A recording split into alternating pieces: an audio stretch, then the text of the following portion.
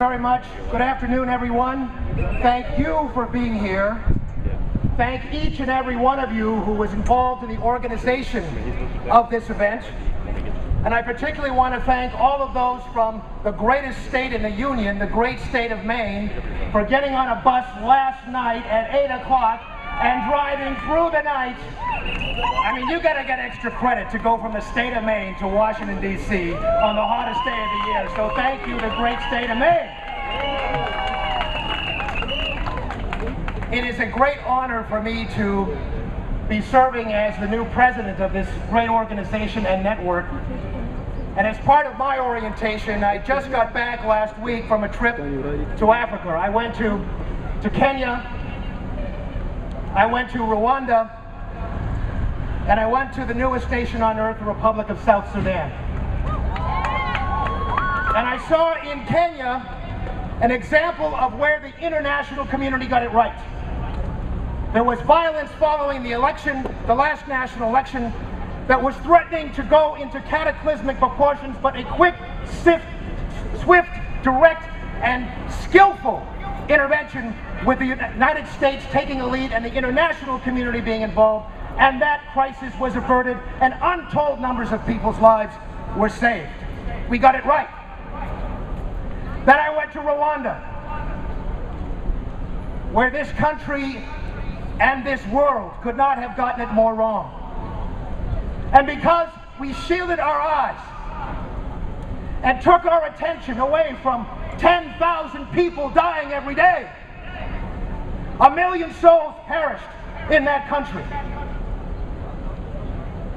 And then I went to the Republic of South Sudan, where there was this extraordinary experience that I had of both joy and encouragement and horror. The joy and encouragement was the very realization that it was because of the activism of people that are in this crowd and all across this country that finally got the U.S. government engaged in Sudan. And that helped to create the conditions whereby a peace agreement could be signed, a referendum could be held, a people could determine their own futures, and we have a new republic born just 2 weeks ago today. That's the joy, that's the encouragement. Activism works. Our voices were heard. But every day, I ran into people from Darfur.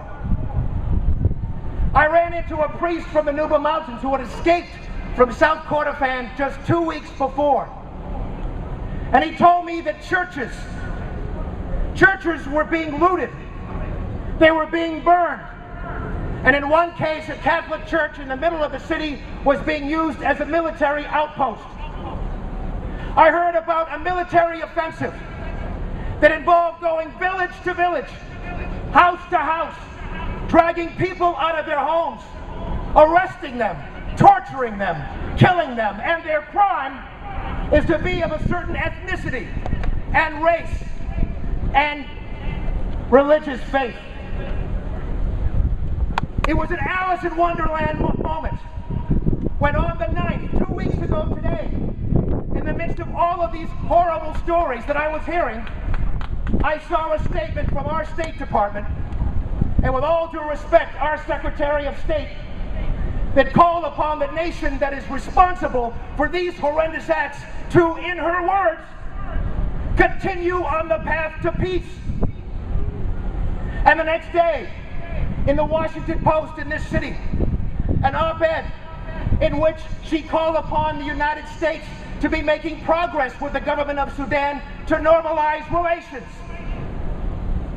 And just Monday of this week, the charge d'affaires of our State Department in that country went to the advisor of Bashir, President Bashir, to talk about the normalization of relations between our two countries. There is nothing normal about the administration of President Bashir. There should be nothing normal about the relations between our country and theirs. Bashir does not belong as a head of state. Bashir belongs in prison. He is a genocidal monster, and we need to recognize the atrocities before our very eyes, before more people are killed. So we have two major catastrophes on our hands, ladies and gentlemen.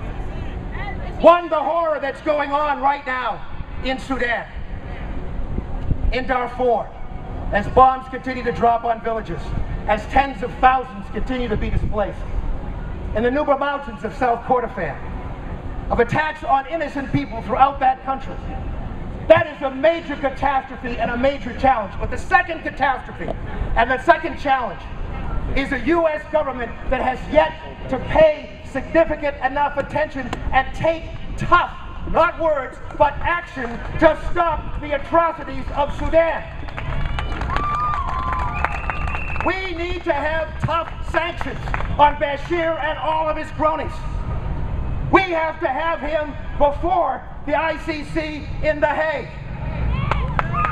We have to have the United Nations take very strong action, including economic action, including an embargo of any arms and weapons that could get into the hands of that monster and his regime.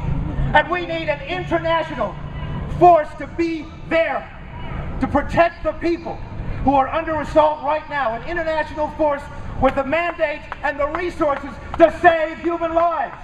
Those are the things we need to be hearing from across the streets. All right, it's hot. And if I'm not careful, I'm a recovering politician, and if I'm not careful, I'm going to break into a political speech. So, I'm going to end here, but I want to tell you something. I saw firsthand when I was in Juba the concrete impact of activism, what it can do, how it can change lives, and how it can save lives. We are here today as a committed core of people who understand exactly what's going on and what the stakes are, and how important it is for this administration to change course with solid action. But this can only be, ladies and gentlemen, the very beginning. Think about the communities that are near us, who share our values, and can work side by side with us to move the Congress and the administration in the right direction. Communities of faith, whose brothers and sisters are under attack right now because of their faith. Women's organizations in defense of women all across Sudan who are under assault. Children whose lives are being snuffed out because of this regime. Organizations that protect and promote civil rights and people of color, like the NAACP and other organizations who care about people who are being attacked and oppressed because of the color of their skin. We are a core group of people who are aware of the tragedy going on right now and the inaction going on right now.